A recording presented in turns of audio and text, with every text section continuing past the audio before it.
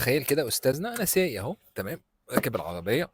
فبسأل حضرتك باشا بعد إذنك تعرف الطريق ده منين أو المكان ده منين؟ فأنت قلت لي لا والله مش عارف. كل ما حد يسألك تقول له لا والله، مع إنك مثلا ممكن تبقى عارف.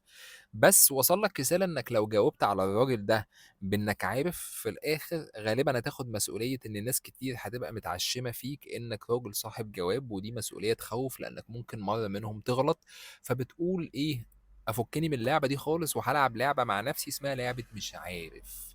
تيجي حد يسالك يقول لك مش عارف، انا عايز اريح دماغي من ان انا اخش تراك واشيل فيه مسؤوليه قرارات ممكن في الموقف ده ما تبقاش تلزمني ان انا اشيلها. بس خليني اقول لك بقى احنا بنلعب اللعبه دي ازاي في حياتنا. انت النهارده حد يكلمك على مشاعرك، وان المشاعر هي اساس التعافي، وانك تسمح نفسك تحس بالخوف والكلام ده كله، تقعد تلعب اللعبه بتاعت انا مش عارف احس بمشاعري ازاي، انا مش عارف احس بمشاعري ازاي، انا مش عارف احس بمشاعري ازاي. تمام. في اوقات كتير قوي هي مش مساله انك مش عارف، مساله انك رافض.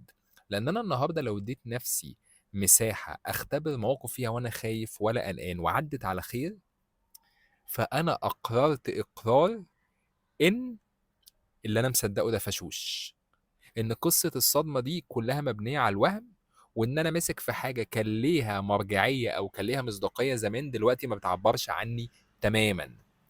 فاحنا احيان كتير جدا مش عارفين نحس، احنا رافضين نخاف، رافضين نقلق، رافضين نتطور. لان لو انا سبت المشاعر دي تسري والموقف عدى عادي، فانا عندي ادله قاطعه بتقول it's not as bad as I thought it would be.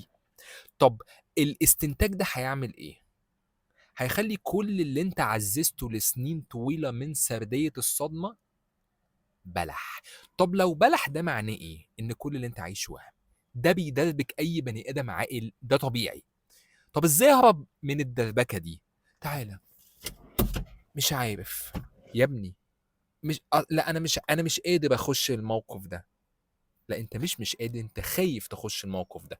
طب ليه بتقول مش قادر او مش عايز بدل ما بتقول خايف؟ الاولى يا حرام مش قادر مش عارف، التانية مسؤوليتك يا باشا. خايف، عيش خوفك وكمل. فخد بالك كويس قوي الفرق ما بين مش عارف ورافض. مش عارف بتحطك في موضع الفيكتيم، يا عيني ده مش عارف ده ليه عذر. رافض بتقول الموضوع مسؤوليتك، لان اللي بيرفض يعرف يقبل، بس هو خايف يقبل عشان تبعات القبول وان هو يسرفايف الحياة بتهد الوهم اللي كان فيه واخد جنبه عطلان في حياته من قصة الصدمة بتاعته.